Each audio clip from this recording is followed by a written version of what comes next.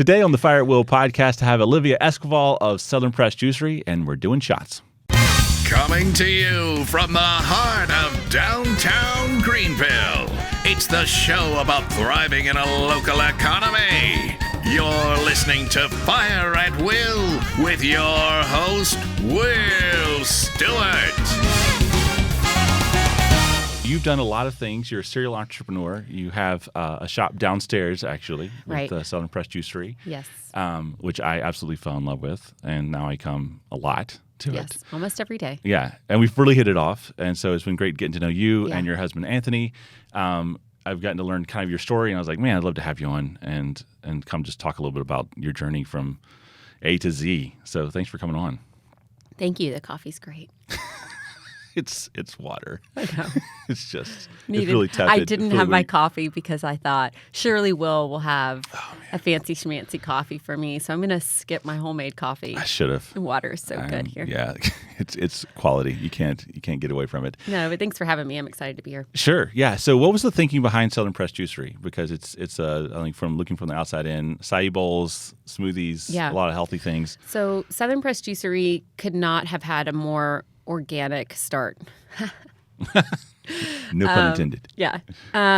Really and truly, I was living in Miami and living a plant-based lifestyle and decided to move back to Greenville.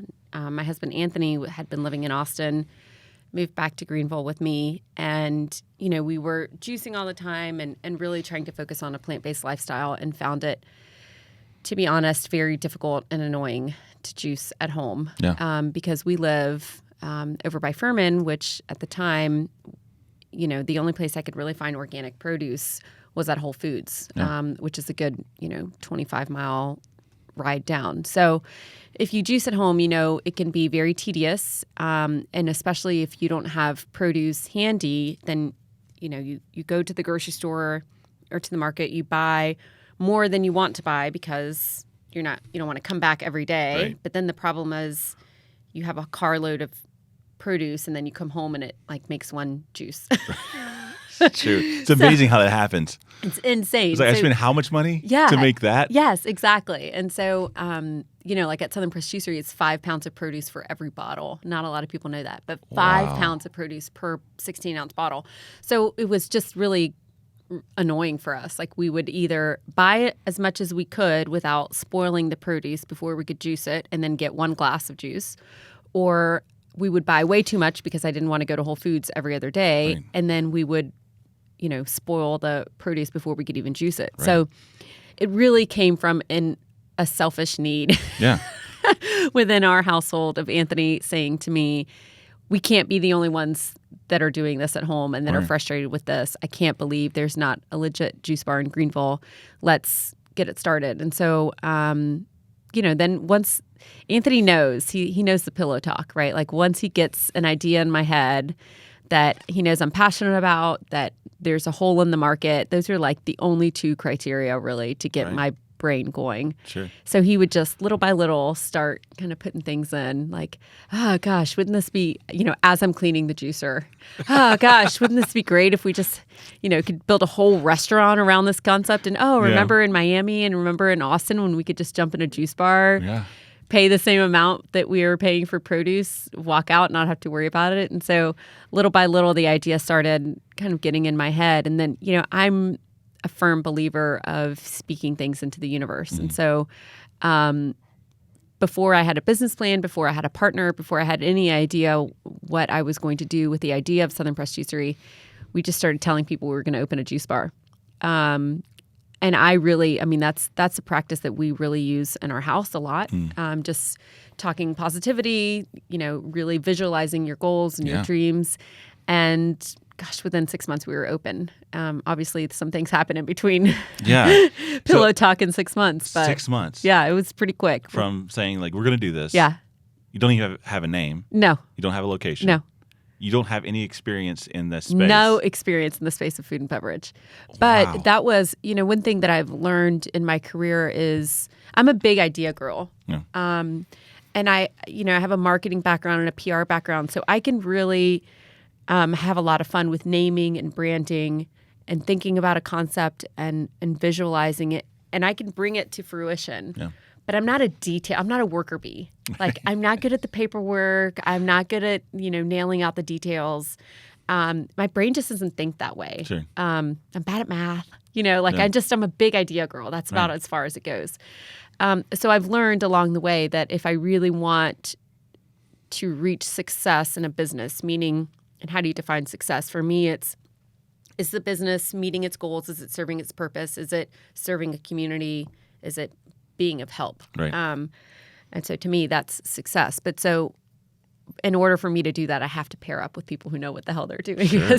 So important. Because I don't typically know much except for the big ideas. I can visualize it. I can see it. I can recognize that there's a need, but I've got to get with the experts in order to make it. Because I don't want to do anything halfway. I like to do it all the way. I want to be the best of the best. I want to give the best of the best. So naturally, I partnered up with Carl Sivasinski from Table 301, who, in my opinion, and I think of the opinion of most people in Greenville, really started downtown dining for Greenville. He's one of the dons of the restaurant. Yeah, he is. He's been around for 20, 25 years and has really made downtown Greenville what it is. Yeah. And so, long story short, I've been a patron of his, as most of us have been if we've lived in Greenville for some time. It's impossible not to be. Right, it's impossible. But, have just known him casually through the years as a patron, and just asked him if he would take the time to meet with me, and he said he would. And I said, I'm opening a juice bar, and this is the concept. And, I could open it with other people, but I'd rather open it with you. Right. And I got a pretty good yes the first conversation. Wow. I mean, we didn't sign any papers, but it was, I came prepared, showed him the numbers, showed him the background. And from there, we kind of took on a tour de juice.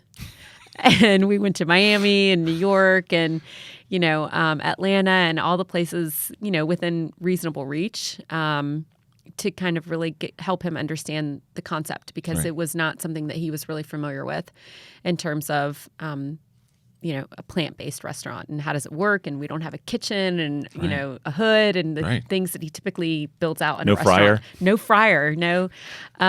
So, it was a lot of discovery for him, but obviously for me as well. And and then we opened Southern Press Juicery. Man, 6 months. That's incredible. Yeah. There's so many things to unpack here.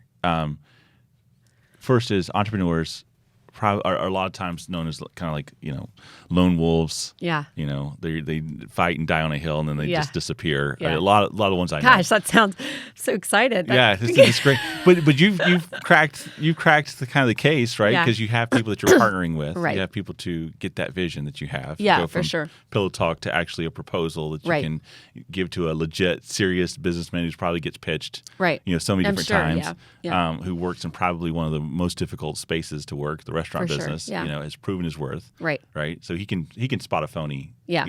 From a mile away. Right.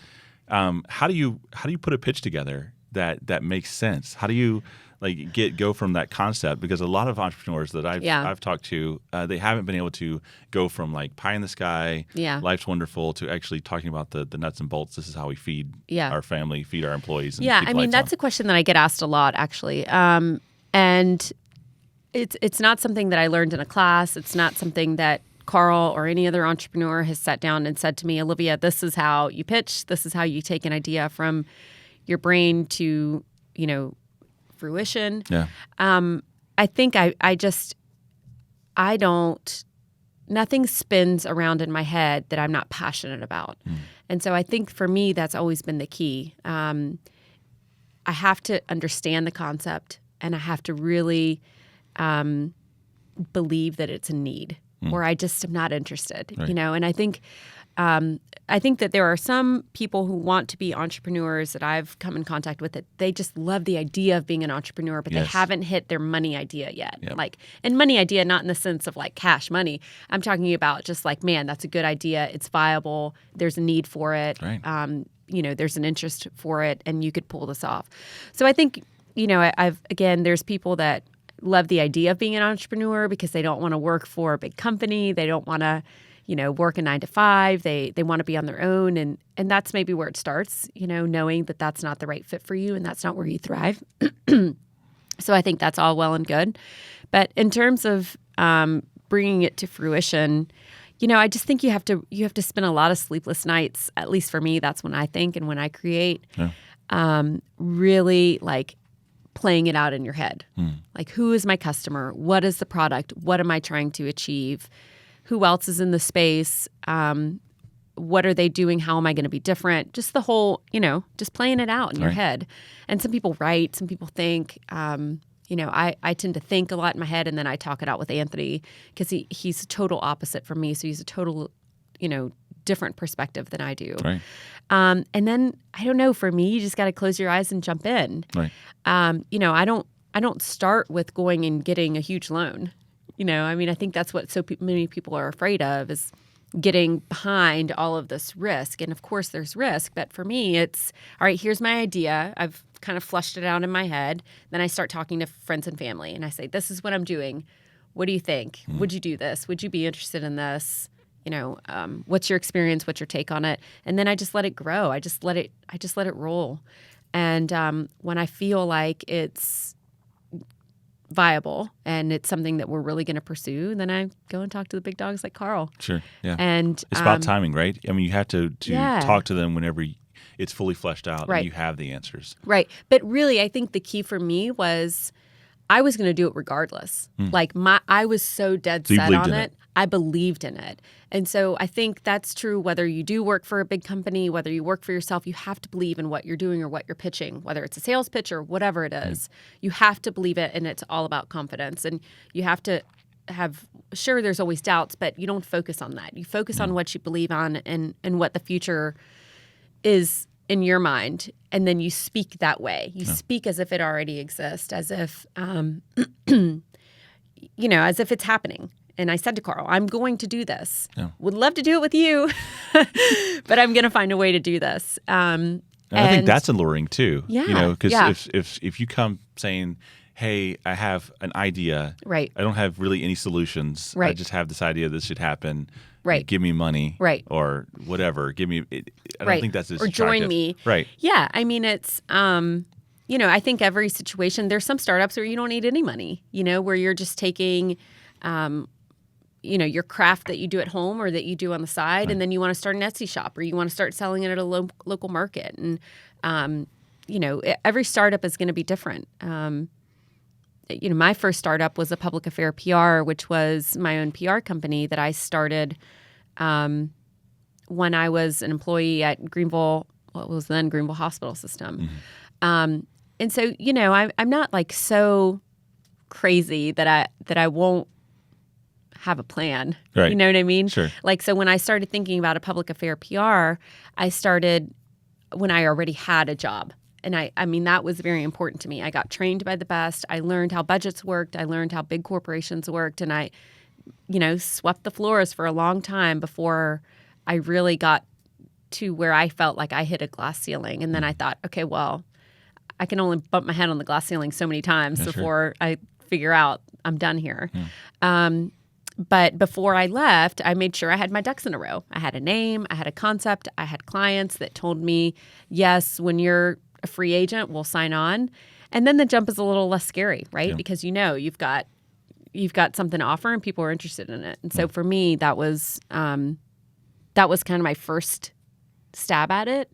And not everyone has been perfect. Some I've opened and closed, and Southern Press Juicery has been a lot of fun, and it's definitely been the one where I've gotten my hands the dirtiest, literally. But I think it's the one maybe next to Copa. Copa's a little bit younger. Copa Indoor Soccer is a facility that my husband and I own, an indoor soccer facility. Copa's younger than Southern Press Juicery is what I'm trying to say. So it's still got room to make more of an impact. But I do believe Southern Press Juicery has made an impact, and I see it every day in my customers. I think so. Not just people that come every day and they're grateful for a healthy meal, but people that are really on a health journey, and we were the only option for them. Right. So, yeah. I mean, I've experienced that. Yeah.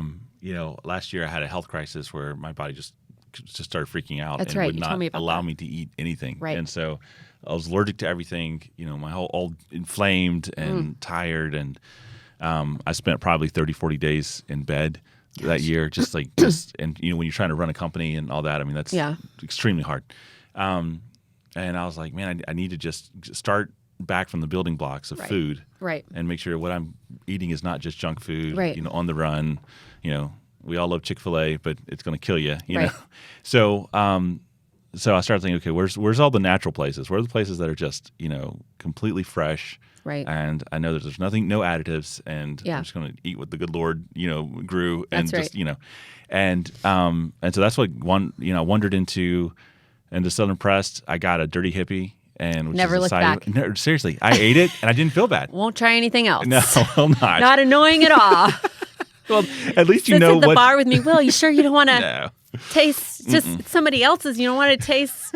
I'm No, good. Pass. Yeah. Someone, just like Anthony. Yeah. Someone let me try kale granola the other day, and it was good. It was fantastic. Thank you. I was Thank you for saving that. I wanted my Dirty Hippie. I'm like, give me my Dirty Hippie. And these flu shots are fantastic. Like these are like when the flu is going around. Those are famous. Man, I drink this and it chokes me. It makes my eyes water. We'll take this. At the end of the show. Yeah, exactly. But yeah, it's doing good work. I mean, it's fresh food. It's things that it's not too heavy. And I mean, Greenville has a great food scene. Yeah. But I feel like it's worth investing today for your tomorrow's health. Right. So good jingle. Yeah. You can use that for Thanks. free. But I think it's good. So today, what is it and what do you want it to be? Like Southern Pressed. Southern Pressed. Yeah. Oh gosh, I got big dreams for Southern Pressed. Yeah. I feel like it's like my. I only have 2 children. Count Anthony 3, so it's like my 4th baby. Right. I would really love. The reason I sought out to create Southern Pressed was because I wanted access to really good organic plant-based foods for our community in Greenville. And so, if I think about where I want Southern Pressed to go, I mean, it's no secret. Carl and I talk about it all the time that, the sexiness behind Southern Pressed Juicery, other than what it's just doing, every day, is the scalability of Southern Pressed Juicery. Right.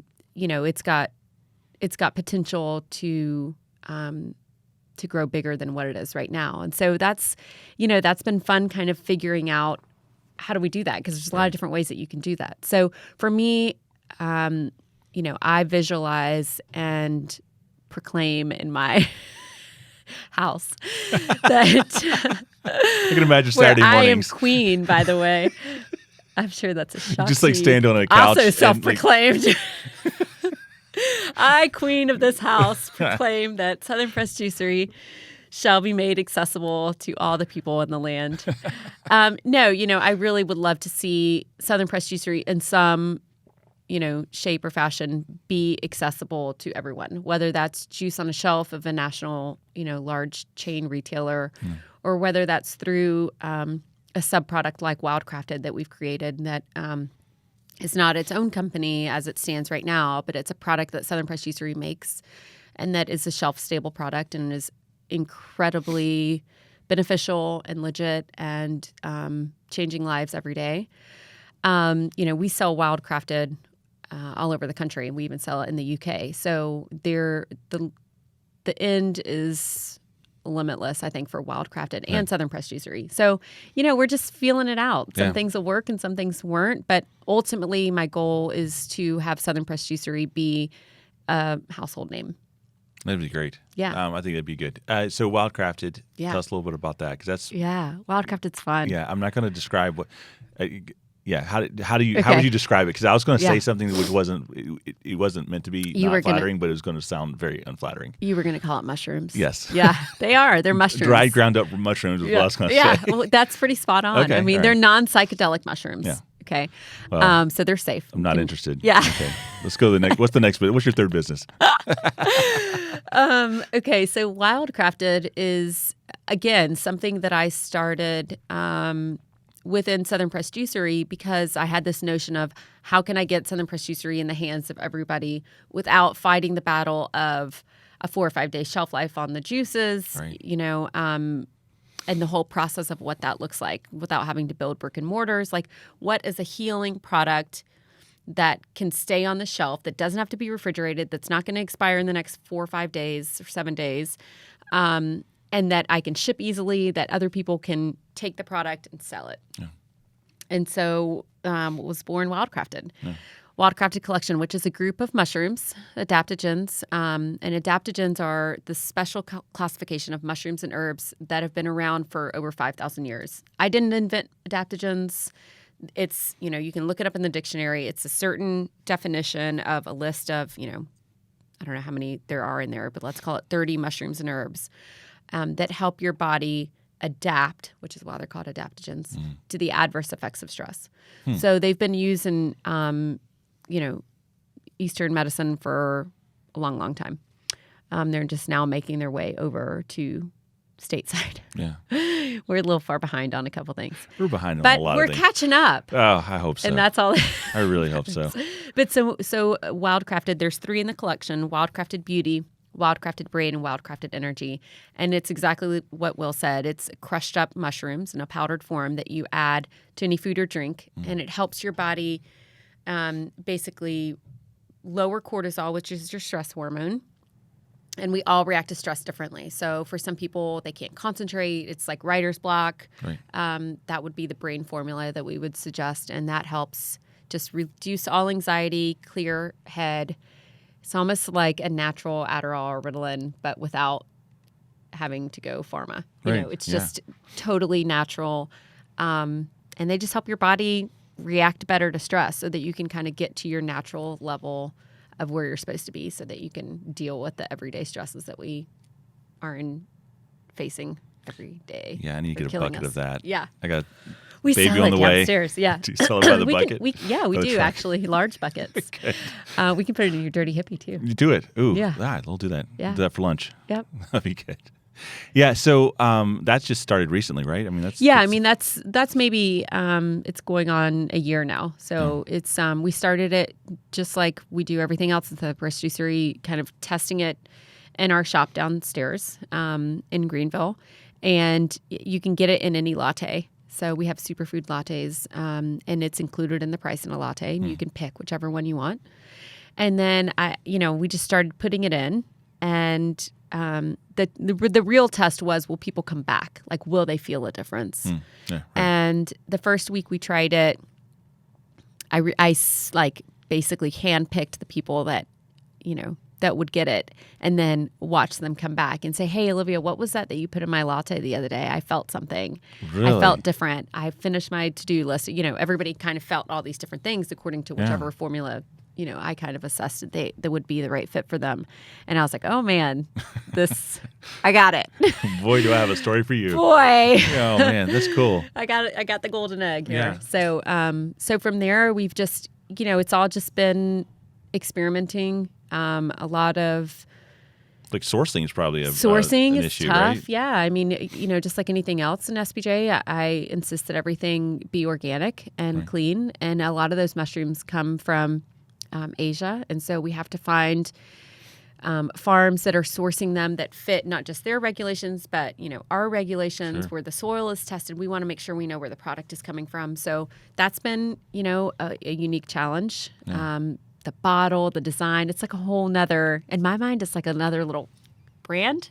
Yeah, it really is. So, I always have fun with that. That's like, that's my special sauce right there, is just like cool. Branding, creating a story, creating a way to explain the product to people. So that's been a lot of fun. Branding is super interesting to me. Obviously, like we kind of talk on the same wavelength. The logos, website, all that's important. But there's something about doing the whole packaging. Man, love it. And then the whole experience. I mean, Southern Press, when you walk in, it screams, hey, this is a healthy, because we modern. scream it when you walk in. You do? Yeah. It's like hey, Will, you here for the greens? It's like Moe's. Yeah. It's like welcome to Moe's. Yeah, it's like welcome to a healthy That's place. What I tell the staff. I'm like, it's like welcome to Moe's minus the tacos. Yeah. Well, we scream it. we do. So we happy. Yeah. So happy, so healthy. Yeah, we had to fire Dolores. She didn't scream. She wasn't a screamer. Yeah. So she's not a part of it anymore. But having the whole design, like getting the design right. Yeah. So that the user experience from the website to the packaging to was that trial and error? Did you bring people in to help you with that? Was it just like... Yeah, I mean, a lot of it I really, to be honest, like that's where I have the most fun. Okay. So, I had a concept of what I wanted it to be even before it was a real concept. But, Table 301, I get to work really closely with the marketing team there, and they're incredible. They brand together with Brains on Fire, which is a local brand agency. Great people. Great people. They've branded all of Carl's restaurants. And so it was a fun experience for me because it was the first time I actually had a team. Everything else that I've branded, from a public affair to my children's stores to later on Copa, has just either been me or Anthony and I. But so it was incredible to just have a team of experts, like expert graphic designer, expert, whatever. Yeah. They all have their fortes, and just speak out loud what my vision is and what I want it to be.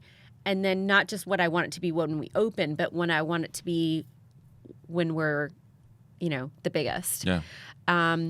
And just have an open discussion of, okay, what is going to work right now and what can we grow with? And so then, came along Southern Pressed Juicery. I do all the names for all of the juices, everything within Southern Pressed Juicery.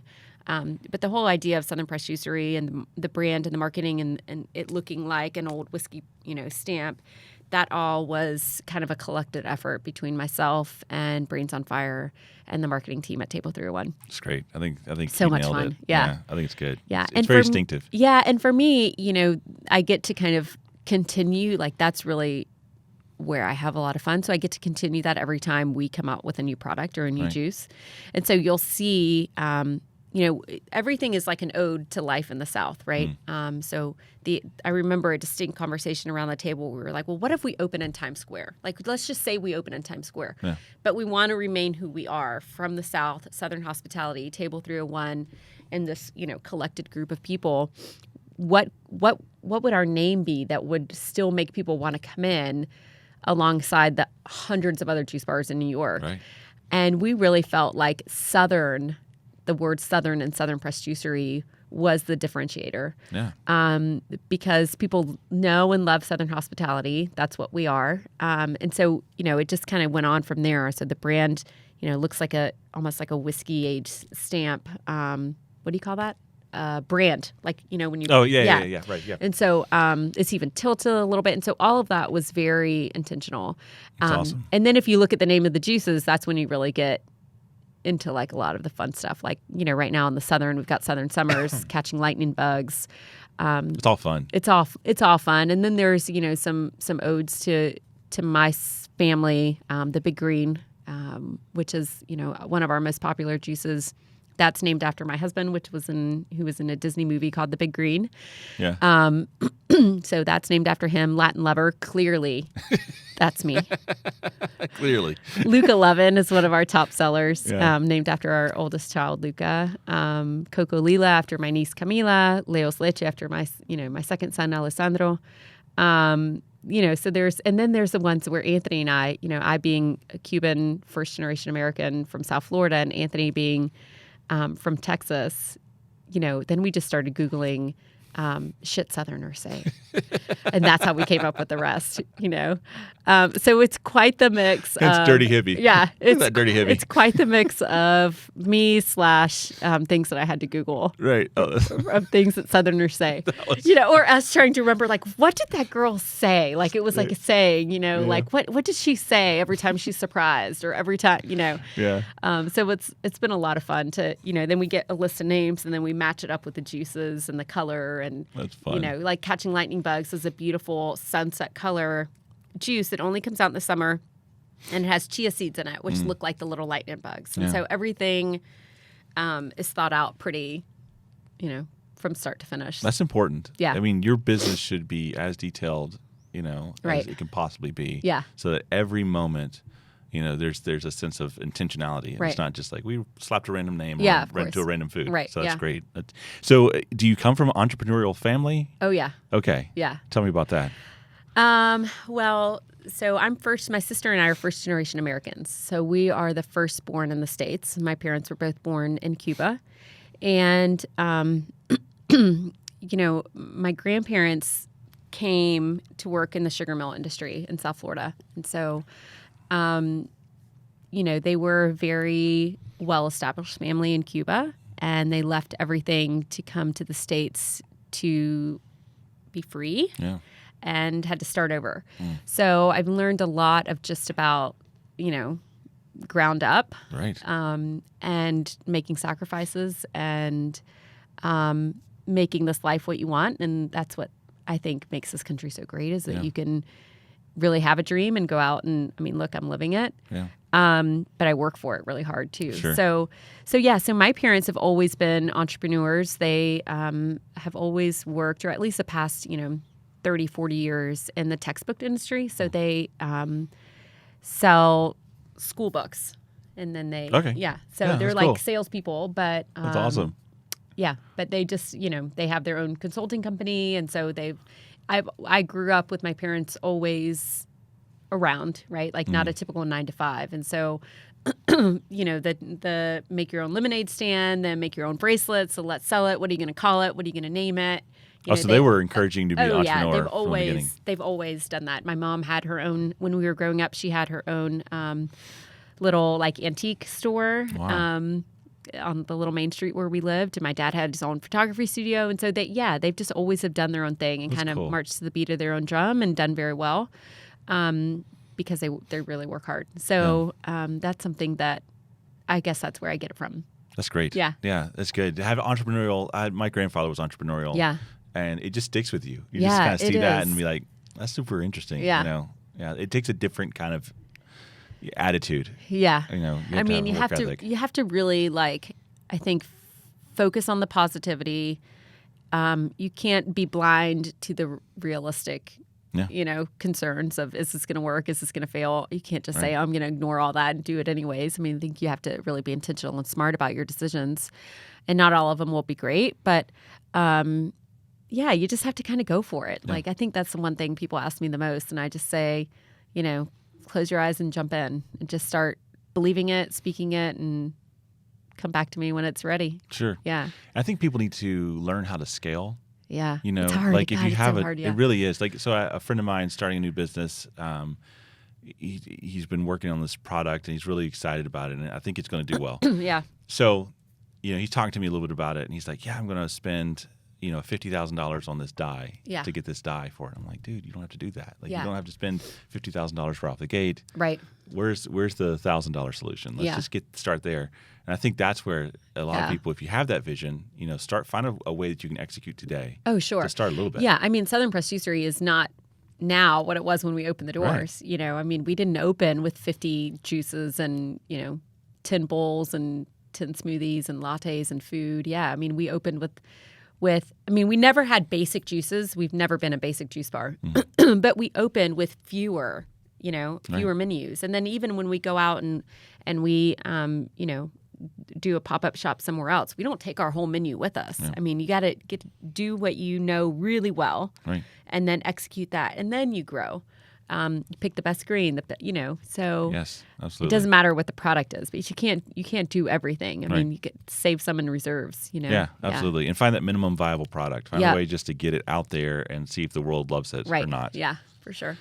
So how do you respond to risk? Because there's a lot of entrepreneurs that are just like, they're aware of it, but I think a good entrepreneur knows what's risk that can end you, and what's risk that's just perceived risk. Right.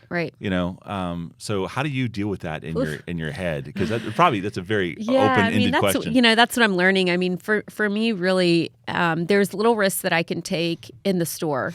Like, for instance, Wildcrafted. I think that's a perfect example. So here I had in my mind an idea of how I can take Southern Press Juicery and get it in the hands of anybody in the world, right?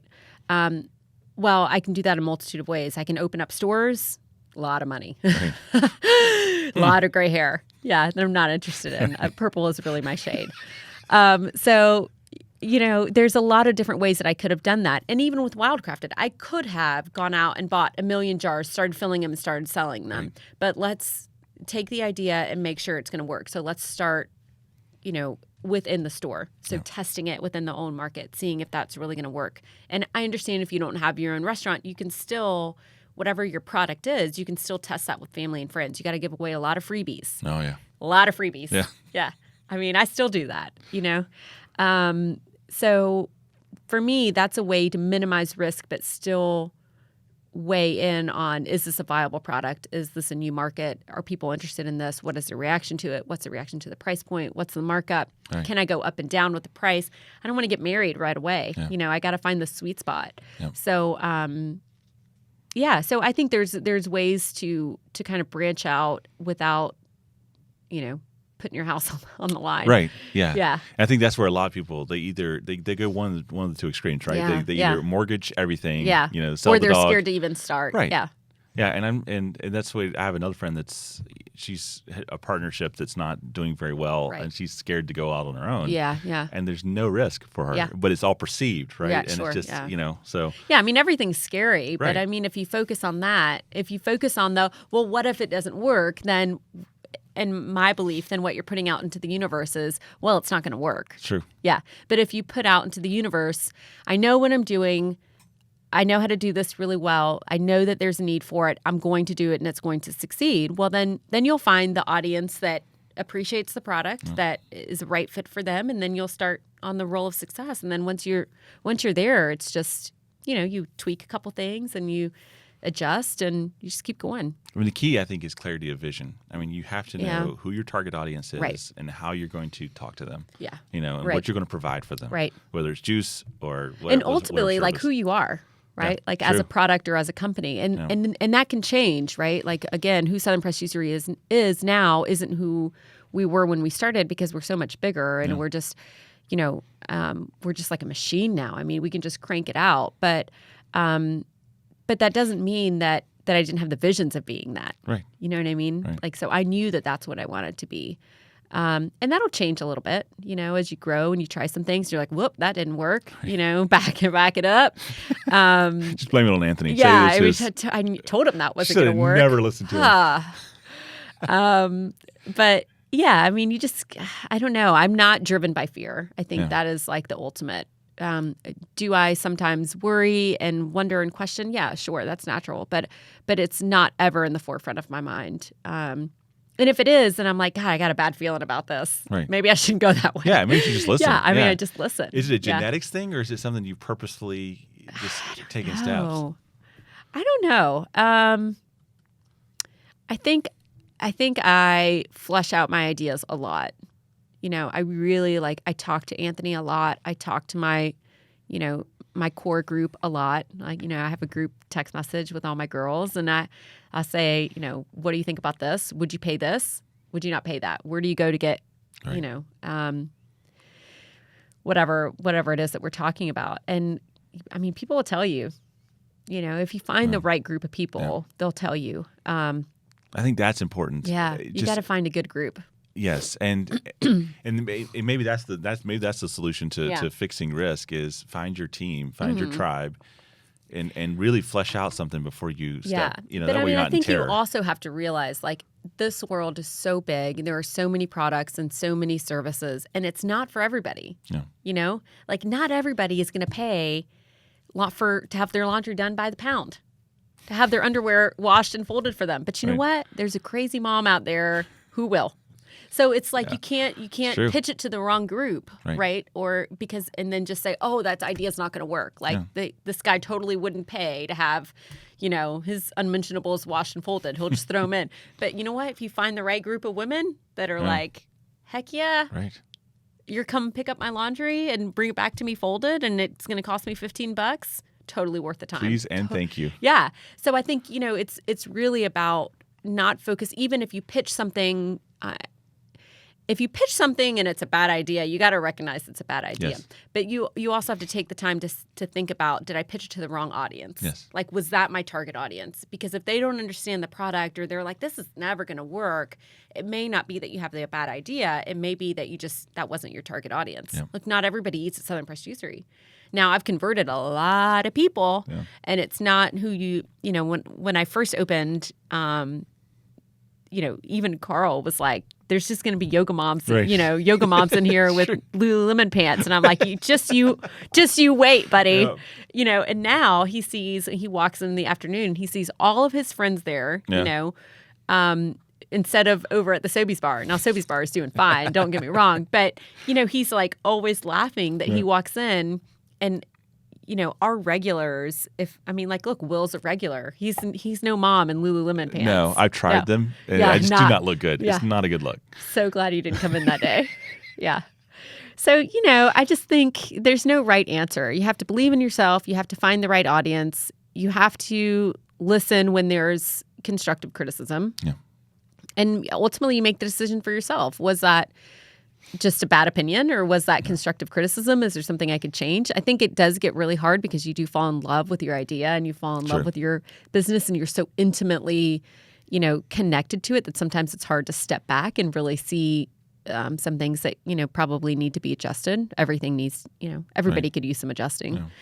And pitching to the right people is so important because if your first pitch, if you're like, hey, I have this idea for a service that's like taxi, but you do it with your app. Right. And if you pitch it to like an 80-year-old person, they may be like, no one uses phones. Right. You just stick your hand out. It's worked for many years. Yes. It'll work. Don't change it. But you pitch it to enough people, and you can start finding who your target audience Yeah. is, and that's a great way too. It's a shortcut to you can find your target audience because you're like, okay, I'm just going to find this demo of who I think it is, and find the people that go, okay, that connects with me. Yeah, for sure. But and I think too, like not falling in love with your business is so important. Yeah, or falling in love with the idea. Yeah. But I think it goes back to what you said kind of at the beginning of the podcast. It's having that goal of giving back to the community. I forget all the things you said, but like if you have that goal of I want to take care of my family, I want to be fulfilled as a person, I want to give back to my community, whatever it is for you. Yeah. Then you can take that idea and say, does this align with those greater goals? Yeah. And if it does, great. Let's keep going. Right. For sure. So COPA, you got that going too. I mean, you don't have enough things going on, so you're like one more thing. Man, COPA's great. Yeah. I love COPA. COPA Indoor Soccer is a soccer facility that we've opened on White Horse Road, which if you don't live in Greenville is in the Berea area, where it's heavily populated with Hispanics and underserved community. And for me, many of my initial years in Greenville, like the first 10 years in Greenville, I spent in community relations, really working on behalf of a large corporation to serve the underserved community and to really be a face for this corporation in those communities, both Hispanic and African American communities. And one of the things that really just kept me up at night was that there was no true home for Hispanics in the community. There was no one place where they would come where, people spoke the language that they spoke, where they could understand the political concerns, the, legal concerns, the struggles of coming to a new country, learning, where do you go to get a driver's license, just everything that population endures. And that really bothered me. And so, when I would go out and do events, like take a doctor out into the community or a nurse or what have you for the Hispanic community, I would have to borrow places. Can I borrow the back of your church? Can I, I rent a couple tents and make a makeshift, clinic basically. Wow. And so that really bothered me, I think, because I come from South Florida where it's just not an issue, where you go to Publix and, the person that checks you out speaks Spanish or may speak Spanish or, you land in the Miami airport and the announcements are in English and Spanish, and it's just very easy to survive without any help. And so that just was, it just was a very difficult thing for me. It's something that I even worked on as a student at Furman. I mean, the moment I hit Greenville, I was like, oh, this place is great, but it's missing a little something. Oh, yeah, for sure. In terms of community resources. So absolutely. For years, I, really petitioned and spoke to leaders around Greenville, asking, begging, pleading, for them to see that we needed a community center that was just for the Hispanic communities.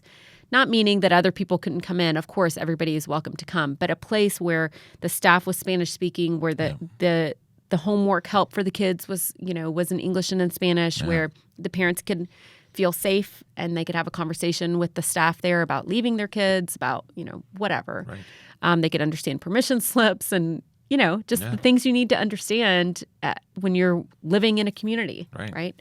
Health, school, all the stuff. And so when, my husband, Anthony, is a soccer guy. He's a soccer coach, was the associate head coach for the men's team at Furman and one of the best youth coaches in the country.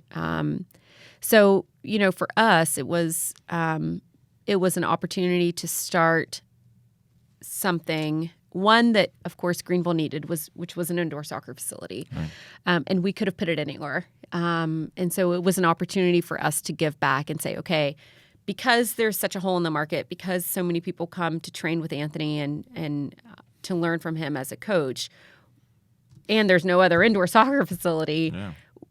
Rather, they'll come wherever we put it. We can put it on, Five Forks, Woodruff Road, downtown, wherever. But where can we put it? If they're going to follow us, where can we put it that will make an impact, a social impact and a community impact? And really, in my mind, it was a twofer, right? Come and play soccer, which is, the language that we use to unite all of the communities. Obviously, it's the main, really popular sport for the Hispanic community. And so we decided to put it in Berea. And for us, it was an opportunity to bring everybody under, one roof, and for those communities really to start talking and to start trusting each other and playing against each other and having fun and feeling like they're safe, regardless of who they were. And also for, some of the parents that were training with Anthony. Sometimes I walk in and they're like, if a new person is coming to train with Anthony and they've never been there before, they're like, wow, well, what can I do for the next hour while my kid's training? And I'm like, head on over to La Única and go grocery shopping, and then they'll come back and they're like, oh my God, that place is amazing. It's so cool. Yeah, it's the best. Yeah, it really is. And so for us, it was just an exciting opportunity to really put some eyes on that side of town that is so important and needs so much help and resources. And a lot of good has really come out of it. That's awesome. Yeah. That's good. Having a meeting place for a community is important. Incredible. Yeah, it is. And, again, I've had this political discussion so many times. Can they not just come to the other community centers? Well, sure, they can. But when they get there, nobody speaks Spanish and they don't, they're learning English, have limited English skills. The resources even to, for the health checkup, they're in English. So they don't understand what they're signing. The homework help, it's in English. How are they going to help, explain if we're not speaking the same language? And so, it's sure we can go anywhere, but there's nothing like having something in your community where you live. It's like, if you live over by Furman, are you going to drive 30 minutes to drop off your kid at a community center on Woodruff Road? Well, why would you? That's not your community. That's not where you live. And it's as doesn't make inconvenient sure it for exists. me as it is for them. Yeah, it exists. But, a lot of things exist. It doesn't mean that it's, that it's the only thing that should exist. Right. So it's been a really important part of our work in the community. And I think more importantly for us to show our boys that whatever your skill is, you can always find a way to give back to the community. Yes. Yeah. Absolutely. That's good. I'm so glad you're doing that. Thank you.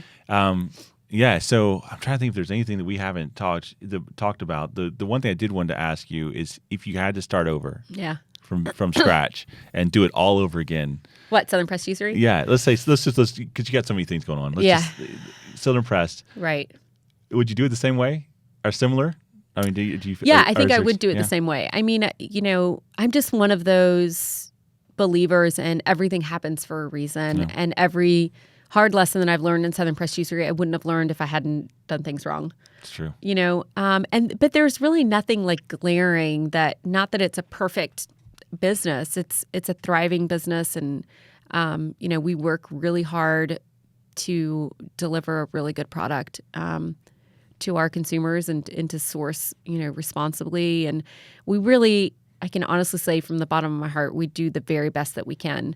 But sure, there's things that, that I wasted money on, that I wouldn't have wasted money on, little stuff like that. But there's nothing glaring that I'm like, oh, man. Yeah. I wish I hadn't done that. And you have to learn the hard way. I mean, how else are you going to learn? I always say I make my $10,000 mistake every year. Yeah. It's just a big. I'm Yeah. like, okay, well, I'll never do that again. Yeah. You know? That's a good way to think about it. It probably does come down to about that number. Like, oh man. It's incredible. But you just can't focus on that, you know? No, but it's just like, I want the money back. Yeah. I could go on a trip or something. Or, Yeah. I mean, I wish I had a better answer for that. But really, I mean, social media has been clutch for us. The staff that we hire has been clutch. The relationship with Table 301 is, I couldn't ask for more. That's great. Our community shows up and they show up, I think, because they care and it's a great community, but also because we're doing the best that we can. Yeah. You know, I mean, you can come once to try a place, but if it's not any good, you don't come back. So Yeah, it's true. it's a two-way street, you know? It absolutely is. Yeah. Yeah. So what would you say to somebody who's, just a fledgling entrepreneur or they got an idea? And I feel like a fledgling with every new idea. That's true. God, It really that's is true. so deep.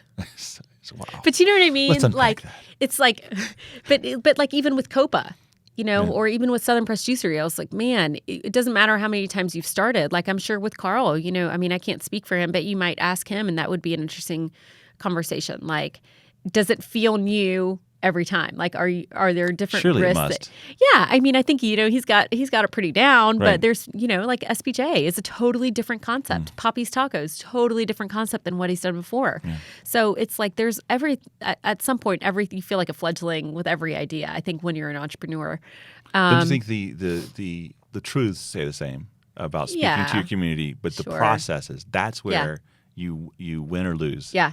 It's Yeah, like, yeah. how's your process? Like for Right. SPJ, where do you source food? Yeah. And who? Yeah, that's who- the stuff you who gotta takes learn. it? Yeah. And Right. and turns it into something. And what do the bottles look like? And Yeah, what do we name exactly. them? And what are the colors? And Yeah, I mean, I just think go for it. Just speak your truth and find the right partners and just jump. just do it. Yeah, just do it. Someone God, should trademark Nike. that. God, I think that'd be a great I'm slogan. gonna call it. Yeah, I'm gonna start using do that. it. SPJ, Yeah. just do it. Just drink it. No lawsuits coming out for me with that. Not one. Just the Carl. So what's a resource like a blog, a podcast, something that Fire at will, clearly. of course, This yes, is where I thank get all of my intel from. I'm a big follower of Gabrielle Bernstein. Mm-hmm. She's, she writes a ton of books, and she I'm sure has her own podcast. I don't listen to podcasts that much, but she's big on, like, she wrote like The Universe Has Your Back. And miracles can happen. I don't know. I can't remember. But she's big on that whole law of attraction. And that's really where when I start to wonder, like, am I doing this right? What is it that I want? That's where I fall back on. Yeah. I'm not big on like business books. And Yeah, right. I mean, that's really not my forte. The 7 Habits of Highly Effective Yeah, People. who moved my cheese? It's like, Okay, that's so, not me. So like a 12-year-old, 13-year-old Will read all those books. Yeah. Like that was, you Yeah. probably believe it, but it's like I believe it. I'd read no fiction books. I was like, those are a Yeah. waste of time. And I read all the Stephen Covey. Yeah. All those books. No. And, I Harvard. was looking at Teen Bop and checking out my husband. Now I don't have to do that anymore. So Yeah. now I'm not much of a big reader. Yeah. So your life's complete. My life's- it's that's like, it. Nailed check, it. got the kid. Got it. Nailed it. That's funny. So where can people find you online? Yeah. This is the time for the call to action. Okay, so obviously Southern Press Juicery and Wildcrafted have their own accounts on social media. You can find that. And then my handle on Instagram is Olivia Esquival _. And I don't know, maybe I'll have a podcast soon. You should. That'd be cool. You should talk to a guy about that. Maybe he has a I'll studio. Google it. Yeah, do it. I Podcast have a few guys. recommendations. I know a guy. And yeah, so Southern Press is on West Washington Street if Oh, you're thank in you. Greenville. 2 So West Washington, You should Greenville. walk through the doors and Come and check see it us. I'm usually there slinging smoothies and bowls 9 to 2. out. Cracking jokes. Just So like funny. a bartender, just Yeah. flipping things in the air. It's Yeah. crazy. It's quite the show. I did have an explosion yesterday. Did you? I didn't put the lid on the blender. yes. I was trying a new bowl. It's on our social media today. Not the explosion, but the aftermath. Blue. It was like Smurfland. Was classic. Nice long line. Did you get anybody in the? Oh, I got everybody. Oh, and man. everybody who was sitting at the bar. Everything. Yeah. You should have been like, hey, lick your shirt and try our new flavor. Yeah. Freebie on me. You get a little, and you're like Oprah, but for smoothies. Everybody gets a little blue spirulina on them.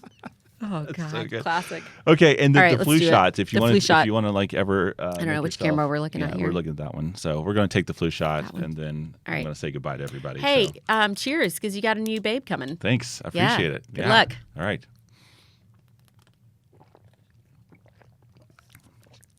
Oh, that's good.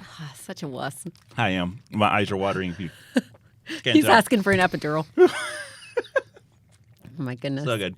All right, so thanks for listening to Fire at Will Podcast. So glad to have everybody. Eyes are so watery. Thanks for listening to Fire at Will Podcast. You give it. We'll see you next time. And scene. That was good. Awesome. Oh, man. Thanks so much. That was fun. Thanks, buddy.